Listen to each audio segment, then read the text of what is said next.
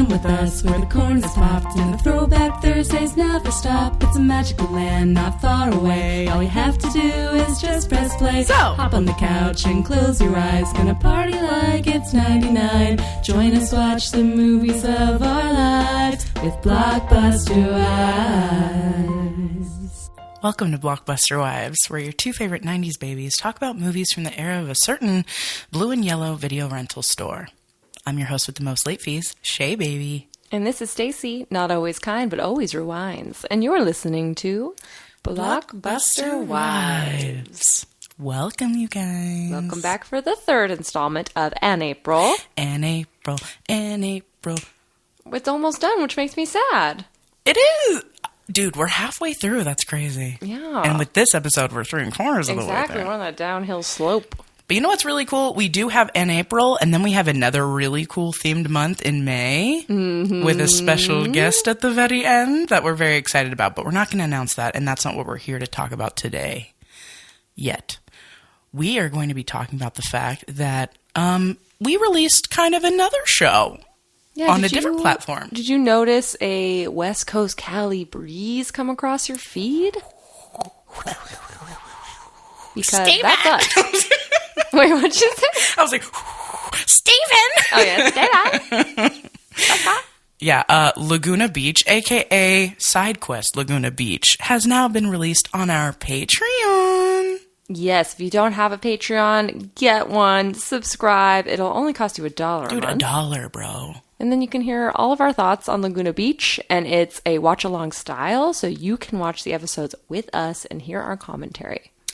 It's so cool because it's truly a deep dive into our youth, and you can truly see the people that we were supposed to be looking up to at a time that was so, what's the word I'm looking for? Anti-woman, fat shaming. Fat shaming. Well, I meant like shallow. Like at the time when we're truly forming. Oh, yes. 13 years old, y'all. Yeah. Like freshman year of high school. That's like, you know, you go into high school and you're like, I'm going to transform myself. And then you watch every episode of Laguna Beach and you're like, okay, I'm going to start drama with nobody for no reason. I'm going to have a love triangle with one of my friends. I'm going to fat shame everyone in my exact proximity. Like, it's actually crazy. And that's just the way life is. Yeah. And it's cool, you guys, because we are at the black and white party. Yes, so the first episode ridiculous. is a black and white fair. Second episode is the bonfire, and we covered them both already. So, yeah, the bonfire should be releasing right after this. Yeah, I was going to say tomorrow. Mm-hmm. So when you're listening to this, tomorrow at 1 p.m. Pacific Standard Time, which is the same time as Laguna Beach. P.S. Whoa. Wow. That's when our second episode will release. So again, for $1 a month, one Arizona iced tea in a month, you can get all access to that content and lots more. So do it. So like, do it. Stay on. And, you know, it's a great time. It honestly is really fun. And I wasn't even watching the episode, like when I was listening to the episode. Wait, let me rephrase that. I wasn't watching Laguna Beach as I was listening to the episode again after we recorded it. And I was like, this is still fun. Oh, good. Yeah, we try to, you know, keep it chatty, keep it moving. So it's not just dead space with us being like, every 5 minutes or something. So true. We share personal anecdotes related to the episode. And what's really fun about it, and we explained this in the first episode, but Stacy's already watched it recently, but I haven't. So Stacy knows what's going to come up, and then you hear my like guttural reactions of everything that's happening, which is really cute and fun.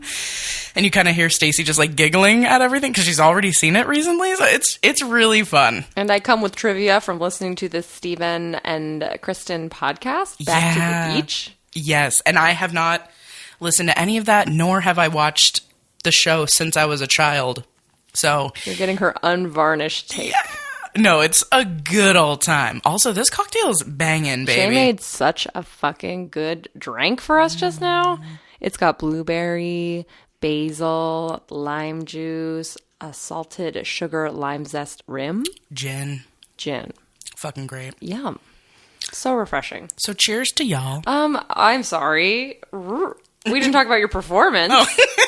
I wasn't even going to bring that up. 24 hours ago, at the time of this recording, Shea slayed at the garden party put on by the official Honey Spice. Hey. It was amazing. Oh, thank you, my queen. And Stacy roped all these people together.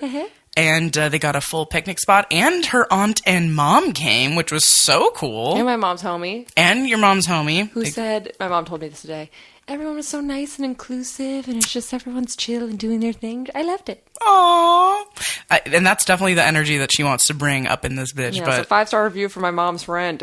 Hell yeah, if you can't trust her, who can you trust? Am I right? What'd you say? If you can't trust her, you can't trust anybody. Mom's unnamed friend. Exactly. No, it was a really good time. I felt really happy to be included, and all the other artists were so talented and so cool. Like, they had these amazing garden gnomes, quote unquote, and they were just like dancers in the cutest getup and the most amazing wigs ever. And they were just like frolicking around like they were little fairies. And then there were drag queens as the MCs. And dude, like, everyone was just so gorge and so fun and so talented. I felt really lucky to be included. So shouts out to Goldie of Honey Spice. We appreciate if you listen. I don't know if I think she listens. I'm not sure. But if you listen, holla at me. But yeah, it was a really good time. I performed a couple songs. My last song was a dedication to my wife. That was so sweet. And she nailed it. She sounded so amazing. Thank you. But yeah, I wasn't even going to bring it up. Thank you, Why my not? queen. I don't know. It was fantastic. Thank you so much. It was very fun. It was a very good time, and I can't wait until my third EP comes out so I can perform more, and maybe with my whole band again. That would be really cool. Let's make it happen. Hell yeah. But yeah, today, third installment of Anne April. And it's a very special movie because Stacy has been talking to me about this movie since we were kids, and I hadn't watched it. And I knew, like, I needed to wait until a good time because I knew I was going to love it, but I knew I needed to be in the right mindset / mood. You guys know what I'm saying. It's not like a feel-good romp by any means. Yeah. It's very moody. And I kind of knew it would be. Like, I think other people kind of maybe you told me, other people told me, and so I knew I had to be in the right mood. And when it came up on our list, I was like, perfect, I'll get in the mood for this. So, that movie is Ever After. Ever After, a Cinderella story. Yeah, and I'm really stoked because I loved it so much. Ooh, do you want to kick us off with some corporate bullshit? Yeah, let's do some corporate bullshit right now. Corporate bullshit. Some bullshit. This week's corporate bullshit is brought to you by Skintegrity. Skintegrity is a love child of London the Esty, who got her start in the spa industry in 2010, starting as a concierge and eventually getting promoted to management. Since becoming licensed in 2015, she's worked at 5-star resorts on the Las Vegas Strip and now runs her very own studio, Skintegrity. London is driven by results and 5-star customer experience. We both can personally attest to London's angel hands and true expertise in all things skincare. When I was going to get married and wanted my skin looking right, London designed a treatment package that addressed all my concerns and made me a glowing bride. She has also given me a few facials in my day, and not only is she so focused on your experience while you're with her, but she also asks intentional questions and genuinely wants to understand your overall health and wellness outside of her studio. You can find London on Insta at LondonTheST or skintegritynow.com. Mention Blockbuster Wives and your first facial will be $105. That's over a 10% savings by mentioning the pod. Plus, you can mention Blockbuster Wives to get a facial for only $50 on Mondays with London's Apprentice Diamond. I've also gotten a facial from Diamond, and it was dynamite. Again, the name is Skintegrity, and be sure to mention the pod. Bye! Bye! All right. Ever After is a 1998 American romantic period drama. The release date was July 31st, 1998. It's 120 minutes. It's inspired by, every story that is basically Cinderella in the world. I was like looking up the history of Cinderella and I was like, it starts in like 550. Really? Yeah, like it's crazy. What's the common thread? Just like somebody who's overworked meets a prince. Yeah, it's basically like someone who comes from nothing, dresses up like someone who has money and then is tortured in some way and meets a prince. Like, that's kind of the thread. Kind of like Aladdin, really. Yeah. You know what? Yes. Except for, I wonder what the original Aladdin is. Because I wonder if they have a genie element in the original one. Maybe. Because in the original story, there's no, like, fairy godmother in Cinderella. Oh, okay. Same with Brothers Grimm, I believe. Brothers Grimm has no fairy tale. Or no fairy godmother. I believe not. Okay. And the story that they, like, mostly based it off of was a mix of Brothers Grimm and Cinderella by Charles Perrault, which I think is the one that we, like, know and love. Okay. It was directed by Andy Tennant, who started as a dancer. He was a dancer in Grease. Oh, really? Like the movie. Sgt. Pepper's Lonely Hearts Club Band, like the movie or the whatever. 1941. Grease 2. His first director role was in an episode of The Wonder Years, which I loved, like that show from the 80s. Mm-hmm. But his first movie debut, It Takes Two. Really? Yes. What? Which we just talked about. It's like the epicenter of my world. Yeah. Very different movies. Yeah, so he directed It Takes Two, Sweet Home Alabama, Hitch. Wow. So he became like a really poppin' director. Nice. I think he's done a movie we've done, and I can't remember it, because I remember talking about how that person directed Hitch. I can't remember. I think you're right. We did talk about that. Mm-hmm. But, yeah, so it's starring Drew Barrymore as Danielle, of course, and she kills this role. She's so good. She's crazy good. It's probably my favorite role of hers. Mm-hmm. It's definitely top for me. It's like top 3, probably. This movie I watched a lot with her. The other one that I watch almost just as much is Never Been Kissed. I love that movie. I can't wait to cover that one. And then, of course, the ever gorgeous and sultry Anjelica Huston as the evil stepmother. Showstopper. Crazy. Even her eye contact. You hate her so much. Oh, she's such a good bitch. She's so icy. It's so dope. And she has this way of just, like, moving her, like, eyebrows and, like, eyes, like, very subtly, but she's, like, and always, like, moving, and it's just incredible. Like, she's almost like a shadow of a human. Yes. Like, she's just very, like, ooh, like, cat-like, I would say. Mm-hmm. Dougray Scott as Prince Henry. I didn't really see him in a lot. No. Post this, but I do think he makes a good spoiled prince. Oh, he's amazing. You know who he reminds me of? Hayden Christensen. He's like a brunette version of him. Definitely could see that. And let's see. Oh yeah, so the budget was $26 million, box office $98 million. Wow. Ooh. So over 4 times what the budget was. Rotten Tomatoes, the critic score 91%. Wow. Audience 84. Dang. So honestly, some of our highest numbers, I'd say, for like most of the movies we've covered.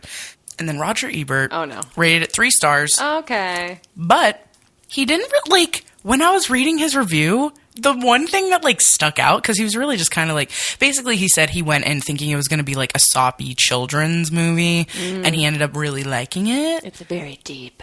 But somewhere in there, I'm like skimming through, he's literally talking about The Wedding Singer. And I'm like, what the fuck are you doing? Let it go. He was like, Wedding Singer is a bad movie. Drew Barrymore was okay. He also said at this point, he was like, she wasn't in any hits by any means. Yeah, the fuck she was, you idiot. Oh my god. And when did Donnie Darko come out? Was she like produced? I think 2000. Oh, was it? You're right. It but still, like, she was in Batman. Yeah. She was in The Wedding Singer. Mm-hmm. She was in, I think, Poison Ivy, which, funny enough, isn't related to Batman.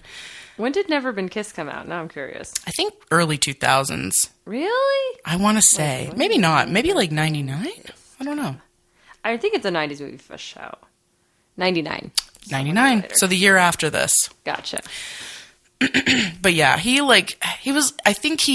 was no denying that it's great. So like, I think he was like, I was surprised. And then he's like, but The Wedding Singer sucks. I'm like, get literally? Adam Sandler's dick. You're obsessed. Like, you want to fuck him. I'm listening to that episode. I'm listening to that episode of ours right now, actually, the Wedding Singer episode. Oh, wow, how ironic. And I know. And in the movie, or in the episode, I was like, he just wants to fuck him. Like, I was so angry with everything he said, because he was talking about how Adam Sandler is by no means a leading role. Like, he shouldn't be a lead actor, and you and I were like, what?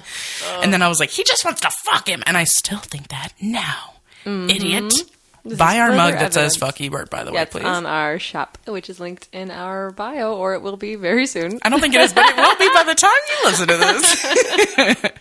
But yeah, and yeah, I was really surprised by. And it does pass the Bechdel test. Okay. Yes. With her conversations with the wicked stepmother and her stepsisters and the other servants and the other ladies, but mostly they're talking about men. That's true. However, I think there was like a 3 out of 3 it passed the Bechdel test. So good job, Ever After. And that's my corporate bullshit. Wow. So I think I've told the audience this before, but I watched this movie all the time. And I do remember it was a bummer, which was unusual for me. It was unusual for me to watch sad movies over and over again because, I like happy, fun movies. Mm-hmm. This was an exception. Mm-hmm. And I haven't seen it in forever. So I was wondering, will it be as sad as I remember? And I was like, oh yeah, it's devastating. It's devastating. And so many of the quotes are so relatable now. There's so many good quotes. Fucking good. I was like, holy shit. I wrote a bunch of them down, so. Yeah, and I think this movie helped spark me and my sister Sarah's love for Renaissance garb and this time period and the vibes of the aesthetic and sword fighting and pretty dresses and blah, blah, blah, blah. It's a vibe for sure. So good. So good. The costumes were nuts. So gorgeous. And the background music and the setting. It was just fucking rad. That's something else Roger Ebert said. I can't remember the exact quote, but he was like, the settings were good, but they were mostly like a theme park trying to look like, da-da-da. And I was like, Roger Ebert, stop. It's fine. I will say I'm not used to seeing it in HD.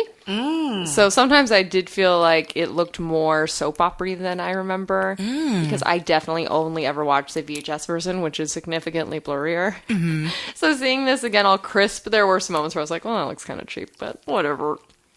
Whatever, we're immersed in this world. Yeah, I still love it. Yeah, no, I truly loved it. I'm so glad that I've now added it to my movies that I've seen category because so many people love it, and I just, again, knew I needed to see it at some point, and there's no better reason than in April. So, I'm ready for notes. Are you? Yeah, I also marked every time I cried, which was several. Oh, I only cried once. Really? I know. Okay, I'm excited to hear when. I bet we overlap. Well, and right off the bat, pretty quickly, you establish that Danielle, our protagonist, our Cinderella, is like a fun, spunky girl who just loves her dad, and mom's already been dead, so dad's all she knows, and they are so cute together. Oh, they're so cute. They're adorable. Yeah. And then he introduces her to her new stepfamily, and everything seems like it might be cool. But then Dad dies of a heart attack in front of the entire family pretty quickly. 2 weeks later, because he said in a fortnight, right? And I think to the movie's credit, despite it occurring so early in the film, they've done such a good job establishing the relationships really quickly that it's pretty intense. It is very intense. And so I cried at the dying dad because the little girl actor is good, but then Anjelica Huston is freaking out too. Yeah. And that was very good. Like, you can't leave me and you can tell she's like, I just got here. I don't fucking know anyone. This was already a big change for me. That would be so scary. Yeah. Genuine. And especially with her two daughters and now stepdaughter as well. That's crazy. And the movie is so clever because it plants this little seed of jealousy right in the scene because the dad, as he's dying, Anjelica Huston's holding his face and he fully turns away from her and looks at his daughter and is like, I love you. And you can see on Angelica's face, great actress. She's she's a little jealous. Yeah. She's a little hurt. Yep. And so you're like, ooh, is that where the seeds of resentment are sown? I think so. You already know. No, that part was so clever because, and he does, look her in the eye and he's just basically okay, goodbye. And then he looks over at his daughter. Because she even said, Anjelica Huston's character, she was later on, she was I barely knew your father.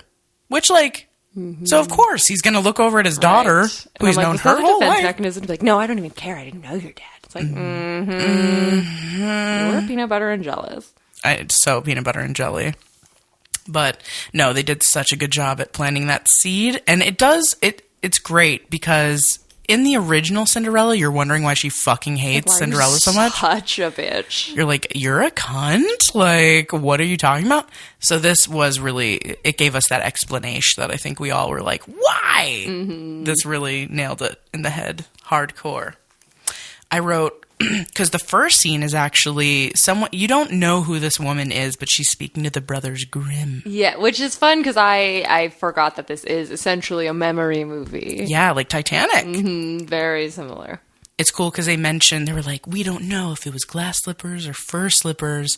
But I was like, fur slippers would be tight as fuck. Maybe it differs by region. Yeah, exactly. You know what? Yeah. Because I think they even said, like, there are many different versions of this story and da-da-da-da-da.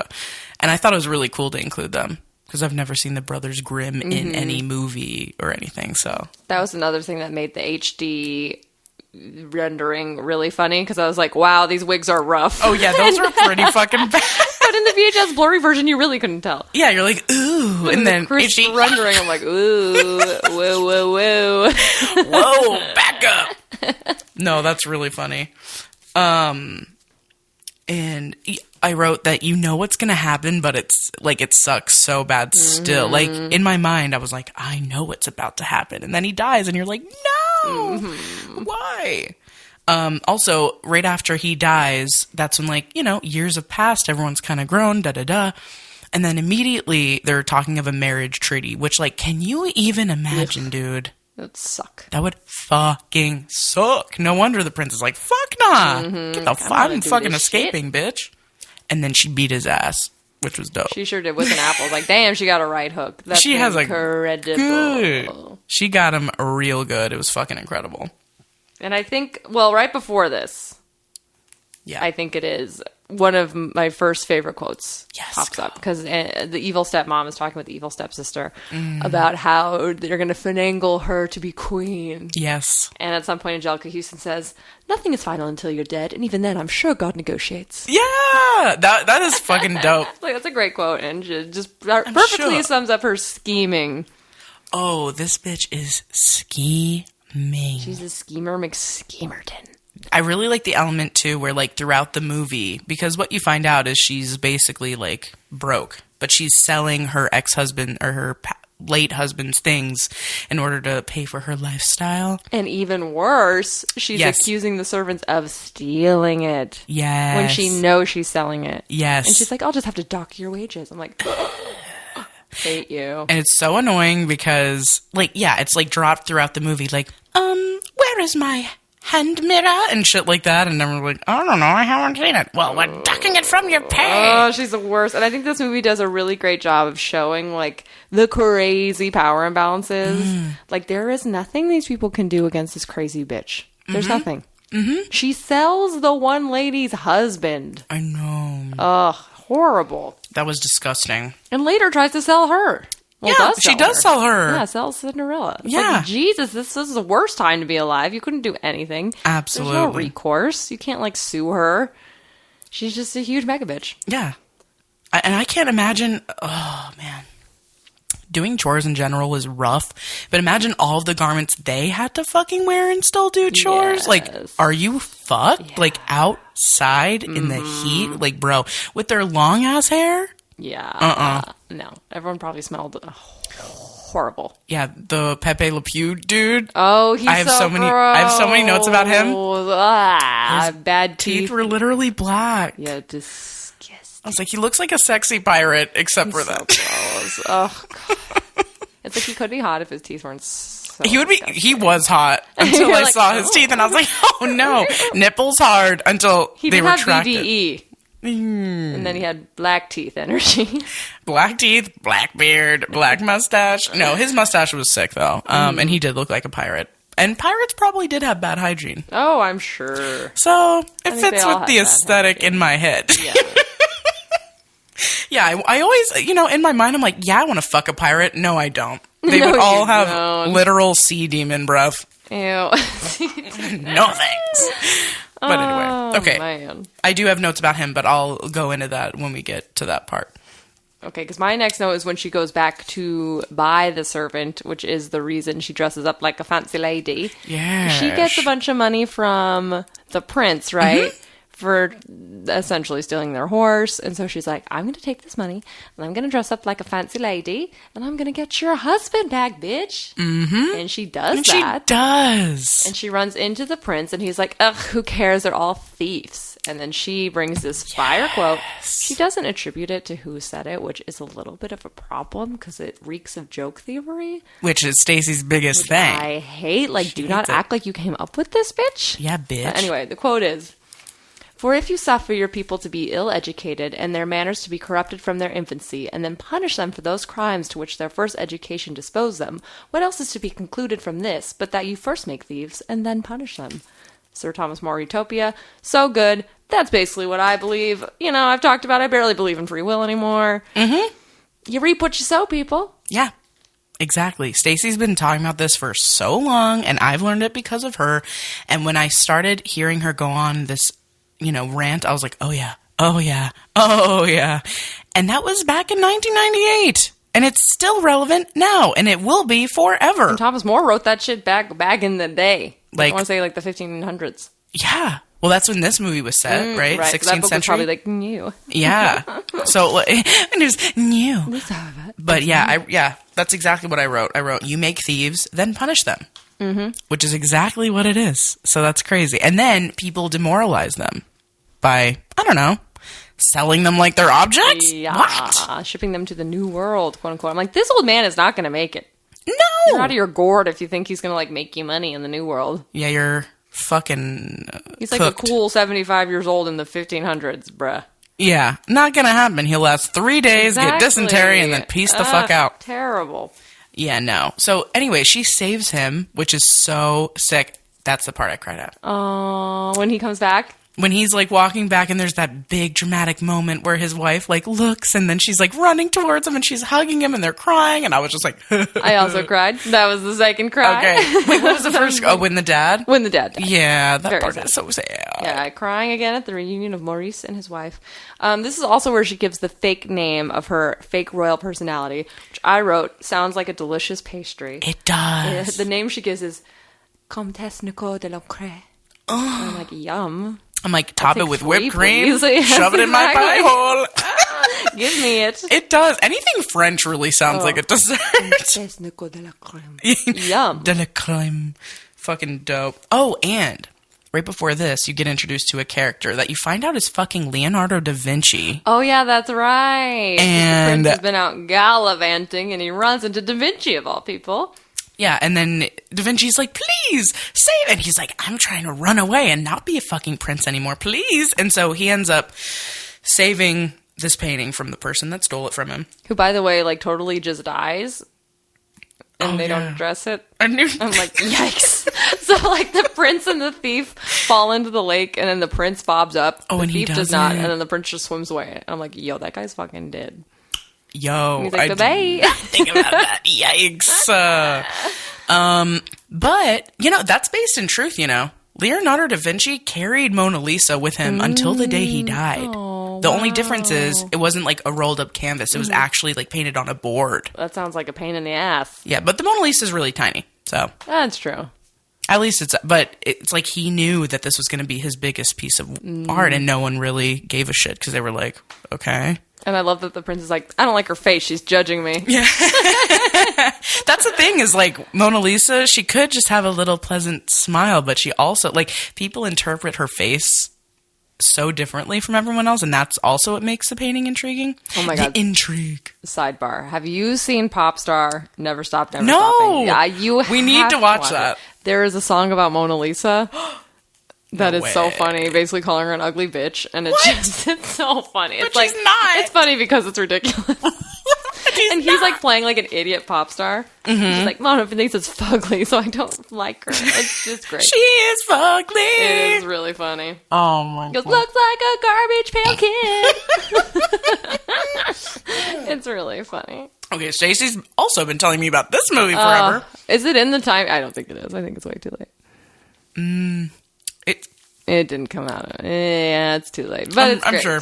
It's probably only a couple years past, I bet, but Damn. Maybe for a bonus episode. Perhaps. Also, I love when the prince is like, how dare you raise your voice to a lady? I was like, God, yes. Yeah. Obsessed. I wrote, much like the movie Napoleon that just came out, the French all have British accents in this film. And no one... It's like, do they not think we can handle a French accent? Or why not just set it in Britain somewhere? Right. I don't get it. It's weird because I know that they wanted to... Like, because Da Vinci died in France. And the king, Henry's dad, bought Mona Lisa. So I think that, like, in some way, they were like, okay, we need to make this, like, historical. But at the same time, like, but you're not because y'all didn't have British accents. Not at all. And also, I'm pretty sure that no French royalty married commoners. Yeah. No. Absolutely not. Dude. Yeah, no. It was a big deal when what's-his-name married Meghan Markle. I know. Or Kate, what's her name? Yeah, and she's, well, Kate, I don't know, but Meghan Markle was fucking famous, and she's still nothing. Right. Stupid. And that was a big deal, so I highly doubt it's historically accurate. Dude, exactly. Oh, I love the parts where Anjelica Huston is talking to that dude that I don't know if he must work for the royal family, right? Wait, sorry, who? The guy that, like, Anjelica Huston / Wicked Stepmother is, like, seducing. Yeah. Is honeypotting the fuck out of? Oh, my. She's literally like, oh, you're so da-da-da. And he's like, eh. And he just, like, gives her whatever. Oh my gosh, she's playing him like a fiddle. It's sexy, though. Honestly, if I were him, I'd fall for it, too. Oh, yeah. I'd be like, wow. Whatever you say. I will give you all the information your heart desires. So please keep winking at me and making weird kissy faces. And she's, like, putting her little claws all over his face. Like, that's sexy. And she literally says, once my daughter's queen, you and I can come to some sort of arrangement. Like, I will fuck you, bro. Okay? Power move as fuck. That's how you motivate a civil servant, let me tell you. That is one. You know what? That would motivate me, Anjelica Huston. You say the word. Oh my gosh, I did write the bulges in this movie are insane. Insane. Especially with the prince. He's wearing, like, over everything. He's wearing, like, a patch over his dick, which makes it look even bigger. So many outfits have a prominent bulge pocket thing, and it's so wild. It looks like... It's so huge. No, but I think it's, like, protective, and it's supposed to look historically accurate, but it literally makes their dicks look even bigger on the outside. I'm like, bruh, you should just like remove all you that. can look at. It's like, wow, there it is. No, especially with the HD version. Like, yeah. Like, whoa. Fucking horny bastards. But this is your fault, you guys, okay? Also, I was so mad. So basically you find out the prince is going to throw a masquerade ball, which I want to go to so bad. Yeah, I've been to a couple masquerade parties. Going back to high school, I feel like there was a few. Or perhaps college. I feel like they were popular for a certain period of my life, and now no one does them anymore. Yeah, and masquerade parties look fun, but like a ball where you have to wear like a big dress. Oh my god, that'd be amazing. Candlelight, fucking candelabras, Just sexy. give me Phantom of the Opera, basically. You know what? That's what I want. Let's have a fucking Phantom of the Opera party. Ooh, That'd be fun. We could. That would be really fun, actually. That'd be so funny. But what was I going to say about that? Oh, yeah. So then her fucking stepsisters and her stepmom are like, okay, let's figure out what you're going to wear. Blonde one that everyone will love. The other one's fat, even though she's literally not. Oh, yeah, and they're like fat shaming her constantly, and it's like she is maybe 5 pounds heavier than the sister. I'm like, maybe. Please. And they're like, you're disgusting. Yeah, I'm just like, what? Oh, you're only going for the food. I'm like, everyone needs to eat, you fucking wench. Like, what is wrong with you? But anyway. And so they take out this fucking dress, and Anjelica Huston's like, speak of this to no one. And it's her fucking dowry. It's fucking Danielle's dowry. And I'm like, which was her mother's dress. It's your mom's dress and shoes. And they were just going to put it on and not give a fuck. Which I'm like, I would kill someone. And then just the blatant lies. So Danielle interrupts them in the middle of their scheming. And instead of telling her the truth, they're like, oh, you're going to go to the ball and wear this dress. And so the brunette sister's like, wow, you bitches, and leaves. And then the blonde sister's like, oh, she doesn't want you to go. They do such a good job making you hate these bitches. And we do. And we fucking do loathe them entirely. Hate. And there's a good line about this. Yeah. I think one of the servants says it to Danielle after she gets all dressed up, and she says, I suppose the penalty for being wealthy is that you have to live with the rich. Damn. Oh, I didn't even hear that. That's sick as Got fuck. him. Yeah, because they're all cunts in this movie. Fuck them all. Except for the prince, who turns out to be cool.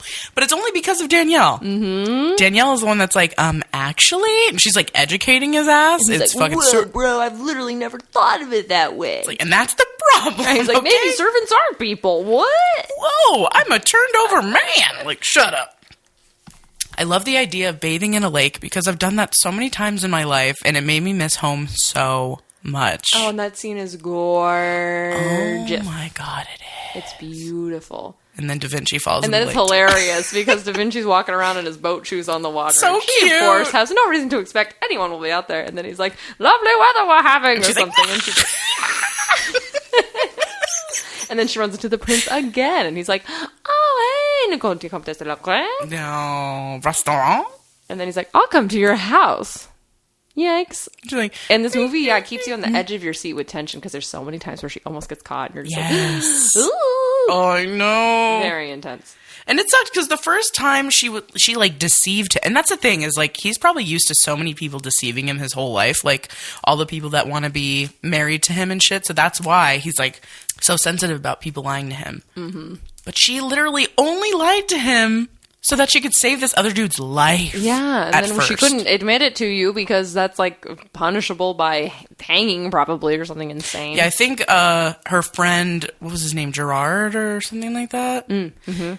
Who also is in Harry Potter. Oh, Night Bus guy. Yeah. Right? Yeah. He told her that they would be in the shackles for 5 days. And that's just for dressing up as them. I'm sure Yeah. if they found out that she like paid for a servant and all that shit, it'd be even worse. Mm-hmm. Yeah. But then Pretty soon we meet creepy goatee man. I think this is the time. And you find out that he is basically the only one keeping their farm afloat because he buys shit from them and like nobody else will.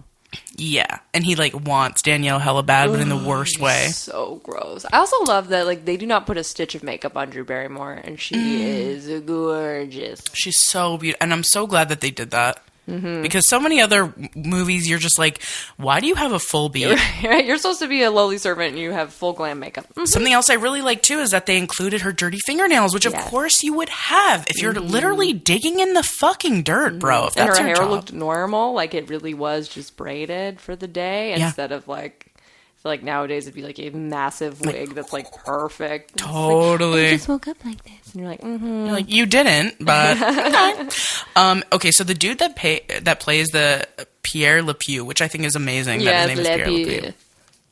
I was like, why does he look so familiar as well? And it's because not only did he play Riff Raff in Rocky Horror Picture Show, he wrote Rocky Horror Picture Show. Really? Yeah. Wow. And he's also non-binary. And he came out as, Really? and he uses he, him pronouns, but like he came out as non-binary like a long time ago. Oh, cool. They called it third gender, Very cool. which is fucking sick. I love So that. what up, Richard? And he's a great actor. I mean, Yeah. gross. He's gross. But you're like, fuck this guy, which is his job. Yeah. But yeah, I just wanted to shout that out because I thought that was really fucking cool. Like, I always knew he played Riff Raff, but I was like, there must be more. And then he fucking wrote it. Wow. That's crazy to me. Icon. Iconique. But anyway. It's also after this scene that Marguerite's trying to seduce... Marguerite's the bitchy blonde stepsister. She's trying to seduce the prince. And I wrote, Marguerite is terminally horny. Yeah. Because he just goes to put a little bit of chocolate in her mouth. And she's like, I know. Oh my God. What is it? And then when she's like watching him play tennis. Oh my gosh. She really is just like zoned out of her mind. Yeah, because he's like, movie. what did he say? He was like, you're looking good or something like that. And she's like, you can keep looking. And I'm like, Yeah, she's laying it on so thick. and I'm like, you It's trying to use that pussy, girl? I get it. Yikes. But And- he is like, this is a lot, lady. Yeah, he's like, oh, okay. Like, okay. this is a lot. It's in creds.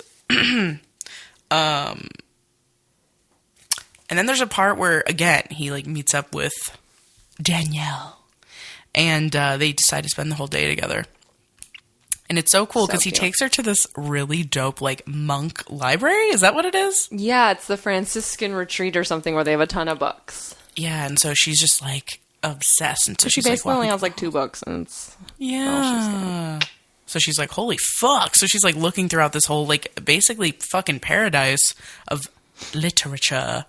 And he kind of gets bummed. And I thought it was really interesting because then he says, you have more conviction in one memory than I have in my entire being. Because if you're coming from a place of privilege like he has, I'm sure they, like, limited him in that way too, where it's like, you have everything in front of you, so you don't need to, like, fight for anything. Just like Jasmine in Aladdin. Yeah. You know nothing. Yeah, exactly. So I thought that was really interesting. I wrote that one down because I was like, damn, that is how that would be. If everything was handed to you, you wouldn't have passion at all, probably. You'd be so bored. Yeah, you'd just be bored and boring because you don't have any interesting stories or conviction or passion. He keeps bringing up her passion, which I think is really cute. Because that is sexy. Yeah, he's like, whoa, you're very different than the other stuck-up bitches / Marguerite. And Yeah. she is very different. Yeah, she's 1,000% different because she understands what it is. She knows what's happening on the streets, okay? Mm-hmm.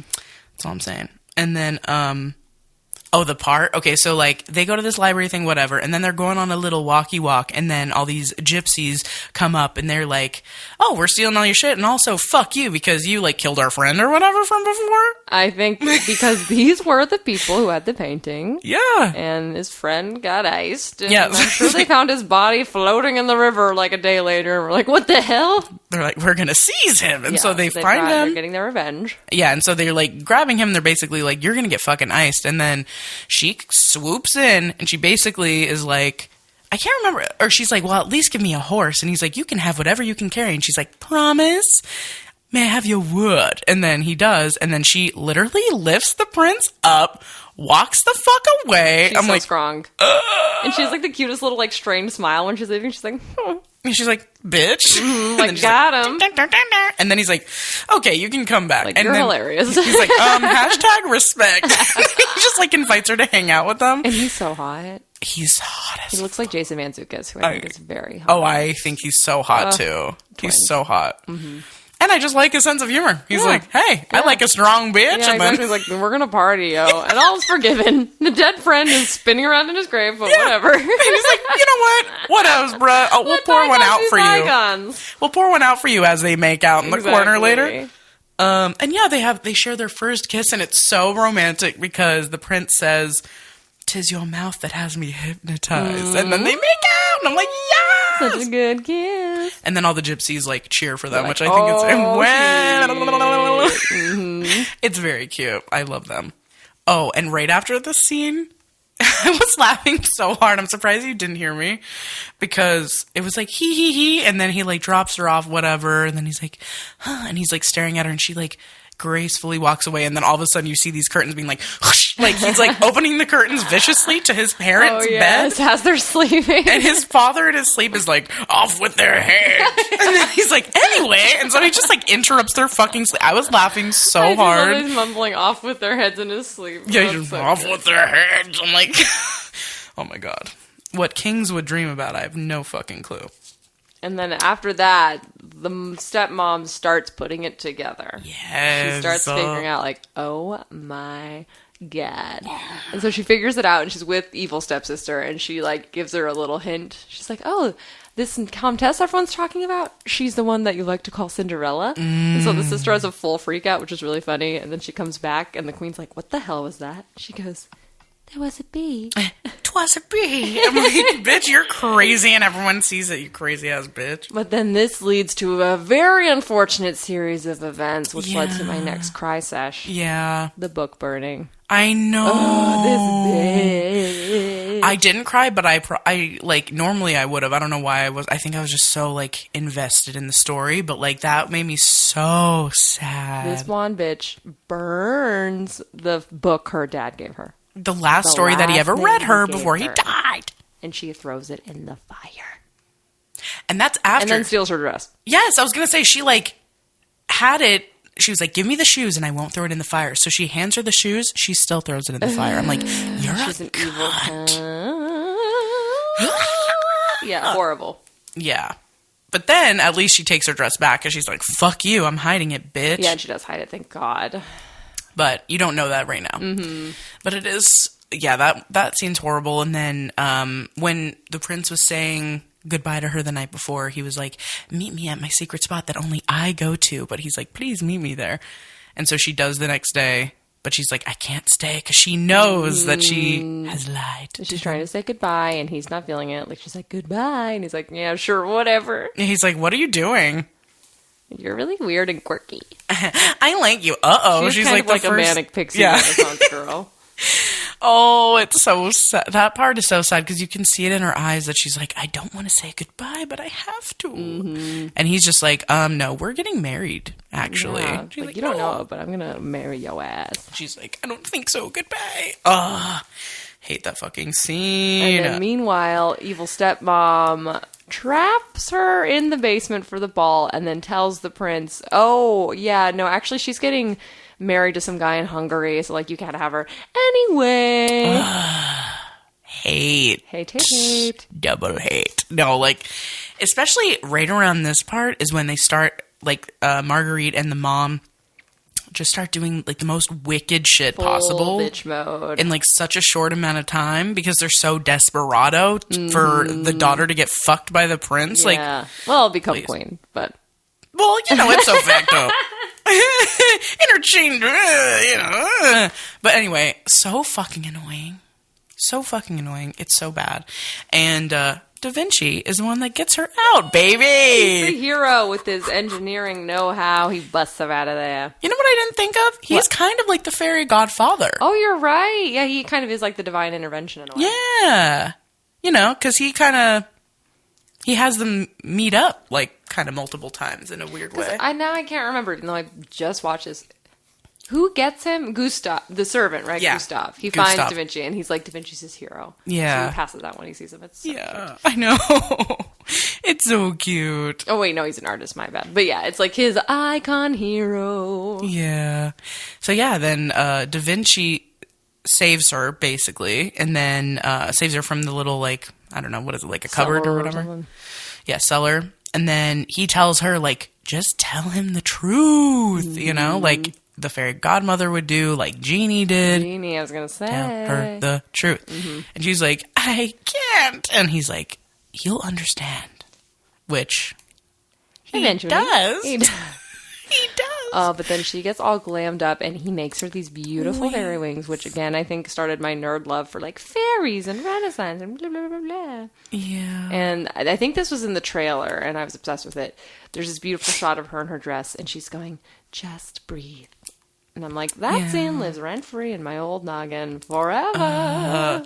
And he made her wings because she said, what if a fish and a songbird fall in love together? Where would they live? And her point was basically like, we'll never work because he's this type of person and I'm this type of person. We'll never work. And he goes, then I'll just have to make you wings. And he does. And I love it. The baddest bitch. And then disaster strikes. Yeah. Because the prince is all excited to see her because he's not expecting to see her because he thinks she's going to be marrying this dude in Hungary. But she shows up to the ball where he's going to announce his new wifey, which the stepmom later says was supposed to be Marguerite. But I'm like, do you just think that? Yeah, she does. You just fucking think that. Because then look who his like wife ends up being. The lady from Spain.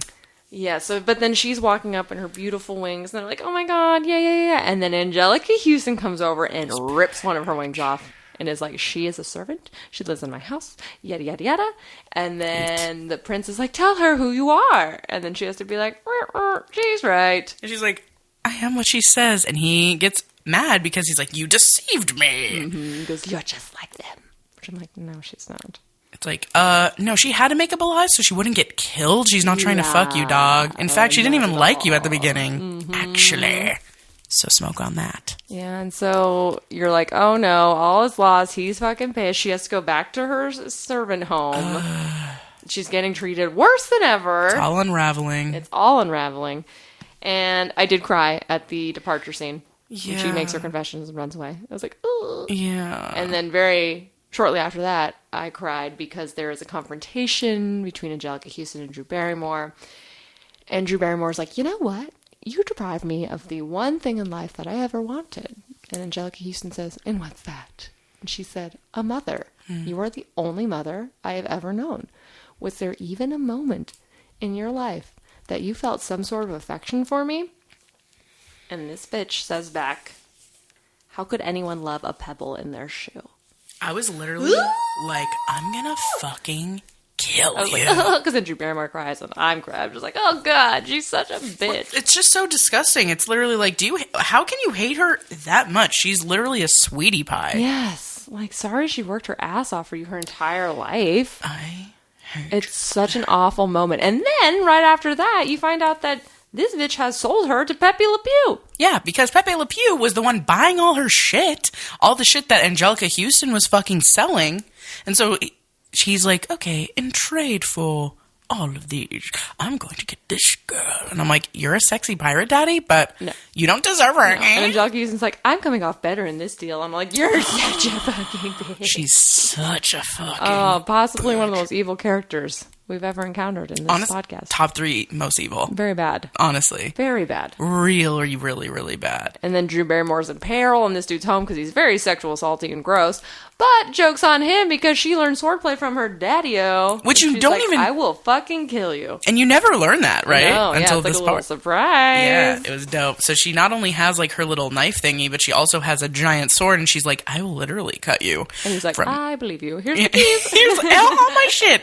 She leaves, and she has a little smirk on her face, and she turns around, and then she sees the Who prince does she standing see? there. The prince. Because Da Vinci talked some sense into the boy. Yes, thank you, Da Vinci, my boy. Talk to me, Da Vinci. Yo.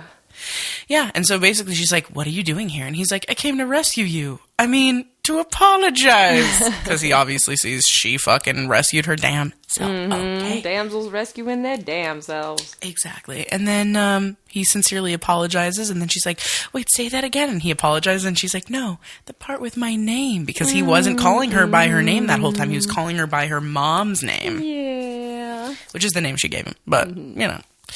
And then the end scene is so fucking bomb. Oh, yeah. And it's like, this movie could just end at that. And I feel like a lot of 90s movies would have. They had very abrupt endings. Yeah. But this movie gives you another little morsel where she's become queen and she hails her entire goddamn stepfamily into court. Hell yeah. And humiliates them. And except for her sister, right? Like, yeah, she treats the brunette nice. Yeah. But the sister, she's like, I will send you both to the new world. Unless you're going to live as a servant. Mm-hmm. So then the end scene is the evil stepmom and the evil stepsister working in the little dye factory, and they get pushed in and everyone laughs at them, and it's great. It's such a fitting end. And she says, like, she basically is like, you know, I just want them to be treated the way that they always treated me. And that's why they ended up in that position. Honestly, better than she ended up. Yeah. Like, well, worse than they treated her, yes. No, I'm wording this wrong. She was treated worse than they ended up in the situation. Yeah. But, yeah, and then at the end, they have this beautiful painting, and then it goes back to the woman from the very beginning talking to the Brothers Grimm, and you find out she is her great-great-granddaughter. Yeah. And she has her little glass slippers, and it's so cute, and I love this story so much. It's so good. And again, Drew Barrymore, amazing. Anjelica Huston, incredible. 2-star performances, and just a lot of cool women. Truly, that's why I love it. Lots of cool women. The other servant ladies were so fucking cute. I was obsessed with them. Wish I knew their names. I don't know if I'm sure they're named. I think they are, but I can't remember. Me neither. Some French-ass names. I know, but they were really cute too. They kind of served as the like mice from the cartoon version of Cinderella. Really, really sweet. Love them so much. But yeah, honestly, great fucking movie. One of my faves that we've watched probably out of the new ones that I've seen. Wow. Yeah, absolutely out of the park. Loved it so much, and you knew I would. I did. I was shocked when you told me you hadn't seen it. I was like, you're like, oh, what? Like, as a Drew Barrymore fan, you must. I know. I love her so much. And I'm so glad that I watched this one. And we're in for a treat because Anna actually wrote us trivia. Yeah. Because, you know, we like, for our, the people who we make these months about, we want them to be as involved as possible. And yeah, she decided to write us some trivia. So I'm not sure how I'm going to do. Okay, there's 15 questions, so it's probably going to be kind of tough. Okay, number 1. Okay. What time period is this movie set in? 16th century. Nailed it. Specifically 1512. Yeah, 1500s. 16th century. Yeah. Who are the fancy dudes that the Grand Dame requested an audience with in the opening scene? You already said this. An audience with? The ones with the bad wigs in the beginning. Oh, the Brothers Grimm. My bad. Who is the Grand Dame in relation to the story she tells? Great-great-granddaughter. Yes. What was the name of the last book that Baron Auguste gives to Danielle? Utopia. Yes, you're slaying. Thank you. What painting did Prince Henry save for Leonardo da Vinci? Mona Lisa. Hee. Yes, Da Vinci is said to have worked on the portrait for several years and to have held it in his own possession until just before his death. Dude, He hell took yeah. this painting with him on all his journeys, which ever after depict. She read your mind. Dude, fuck yeah. Okay. When the servant Maurice returns to the manor after being rescued by Danielle, he explains that he's worked off his debt and was free to come home. Unfazed, what does the Baroness say? It's such a bitchy line. She said, fetch me a chicken or some shit like that. Fine. Go. Catch a chicken. Catch a chicken. She's such a bitch. What is the name of the baldy creep with the stash and earrings that fancies Danielle? Le Pew. Yeah, Le Monsieur Le Pew. Oh my gosh, you're getting every single one. Thanks. When gypsies come upon Henry and Danielle in the woods, and by the way, they use the term gypsies. We would not be using Yeah, the term we don't gypsies. use that. No. I'd call them maybe bandits if it were up to me. Yeah. Anyways, when they come upon Henry and Danielle in the woods and mayhem ensues, Danielle demands that the gypsies return her things at once, and she has since been deprived of an escort. She will require a horse. The leader tells her that she may have anything she can carry. What does Danielle do? She carries Prince Henry. Yes, and then we have another fun fact. Oh. Turns out that actor was too heavy for Drew Barrymore to carry. The crew had to put him in a harness with wires to make it look like Drew was carrying him off. Damn, and it didn't look bad looks at great. all. I thought she was, like, really suffering. That's so dope. Okay, question 10. After Henry donks up his relationship with Danielle, he agrees to the arranged marriage his parents have orchestrated for him. From what country is the princess that Henry is to be married? Spain. Yes. Right? Okay. Ever After's version of Cinderella is one of the few, if not the only, adaptations of the fairy tale that doesn't feature magical or fantastical elements. Mm-hmm. Who then acts as the replacement fairy godmother for this adaptation? You already Da said Vinci. it. Yes, Yeah. Leonardo da Vinci. Hell He rescues yeah. her from the cellar and makes her costume for the ball. Y'all are on the same page. I know. I'm like, hell yeah. Question 12. What explanation does Marguerite give the queen about her black eye? Oh, that she got kicked by a horse or something from saving a baby or some shit? Yes, that she got kicked by a horse saving a baby from a runaway carriage. Fucking dumb as fuck. She sucks. She sucks. What are Marguerite and Jacqueline's costumes to the mask? Oh, well, Jacqueline wears like a horse thing, which I think is dope. Honestly, the first furries of all time. Ooh, yeah. Her and the other, like the royal Yeah, the court attaché guy. Who's so cute. They are. When they were flirting in horse They're talk, we adorable. love it. I know. And then, I can't remember what Marguerite was. It's so Marguerite. What is it? Think of a flashy-ass bird. Peacock? Yes. Oh, okay. I don't think I even clocked that, honestly. Yeah, they don't show her too often. Okay. Follow up, when Jacqueline sees Laurent in a horse costume at the party, what does she say? Oh, she... Well, I thought she said hey, but it sounded like a... And then he's like... You nailed it. And Anna wrote, person answering must make the sound or it's incorrect. And you did go... Oh, nice.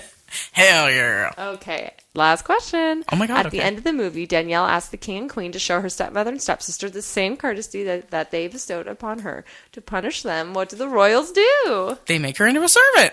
Her Correct. and Marguerite. Okay, another fun fact.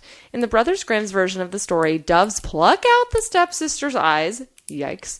There's a theory that the Ever After screenwriters are being more subtle with their ending. The chemicals used in laundry in those days often resulted in vision loss after prolonged exposure, and they were both thrown into a vat of it.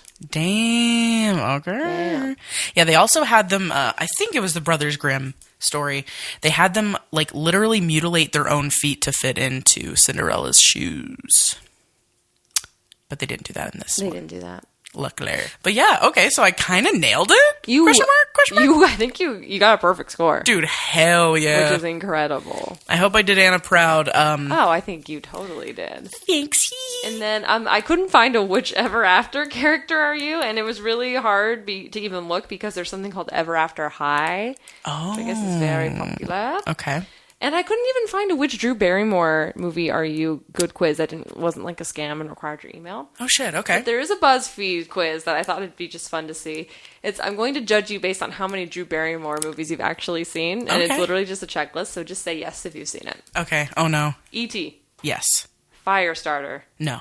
Irreconcilable Differences. No. Mad Love. No. Batman Forever. Yes. Scream. Yes. Oh my god, we didn't even mention Scream. Scream was prior to this. I know. Okay, The Wedding Singer. Yes. Ever After. Yes. Never Been Kissed. Yes. Charlie's Angels. Yes. Oh yeah. Oh, yeah. Donnie Darko. Yes. Riding in Cars with Boys. No, but I want to see that one so bad. Charlie's Angels Full Throttle. Of course. 50 First Dates. Yes. Fever Pitch. Yes. Curious George. No. Music and Lyrics. No. He's Just Not That Into You. Yes, love that movie. Grey Gardens. No, but I just watched the original the actual Grey Gardens. And I watched a scene of hers. Doesn't count. Oh. But I did watch a scene right after that because I had no idea. Wow. Okay. Yeah. Beverly Hills Chihuahua. She's in Beverly Hills Chihuahua? Wow. Okay, Whip It. Yes, love that movie. Everybody's Fine. No. Big Miracle. No. Blended. No. Miss You Already. No. Castle for Christmas. No. I haven't seen a lot of these either. Okay, you've seen 13 out of 26. Yeah. It says, okay, so you've seen the classics. You're okay in my book. All right. Okay. I can handle that. Scandal. I'm going to do even worse. I don't know. Oh, I will. Okay, here we go. How many movies of Drew Barrymore's have you seen? E.T. Yes. Firestarter. No. Irreconcilable Differences. No. Mad Love. No. Batman Forever. Yes. Scream. Yes. The Wedding Singer. See. Ever After. Uh-huh. Never Been Kissed. Uh-huh. Charlie's Angels. Yeah. Donnie Darko. See. Riding in Cars with Boys. See. No, I haven't. I know, I need to see I that. haven't. It's so good. Charlie's Angels Full Throttle. Oh, yeah. Obviously. 50 First Dates. Yes. And I know you've seen Fever Pitch because we covered that one. Yeah. Great episode.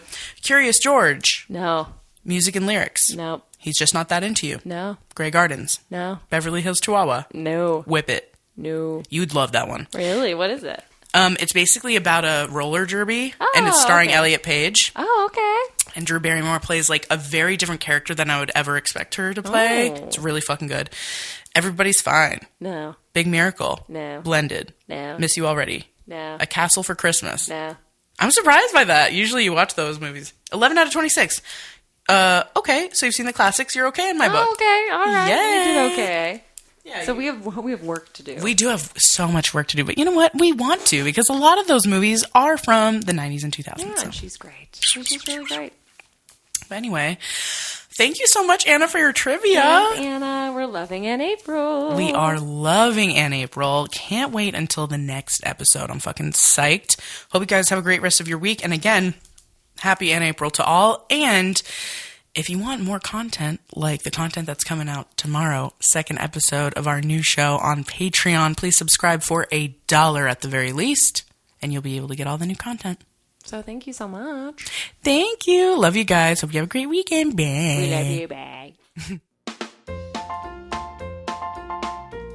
Thank you for listening. Shout out to I Have No Mouth for our delightful theme song and Whitney Vertucci for our beautiful podcast art.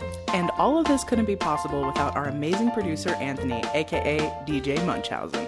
If you have questions for us or would like to advertise with us, please email us at blockbusterwives@gmail.com and please join our Patreon for exclusive bonus content. As always, please rate, subscribe, and tell all your friends about us. We love you.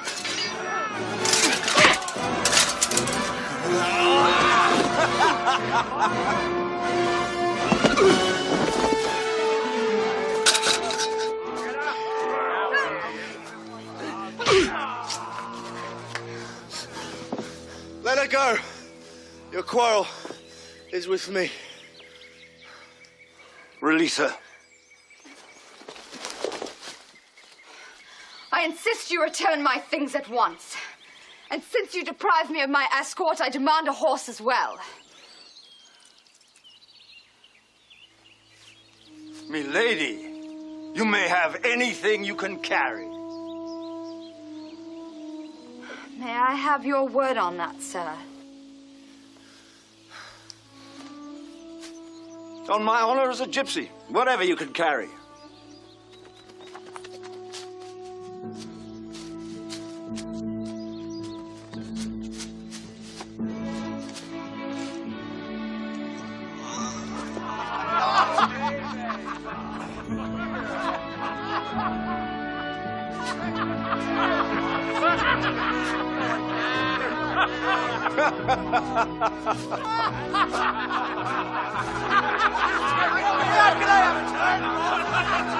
Oh, wait. Please, come back. I'll give you a horse. She's like, hey, idiot. She's like, actually? Yeah, they probably should have hard hats. Yeah, they're just walking through like nobody's business. I hooked up with someone in a construction site before. Ooh. That was fucking stupid as fuck. I'm glad no beams fell on your Early head. 20s were time. Did you see her view, though? Like, fucking nuts. Absolutely insane.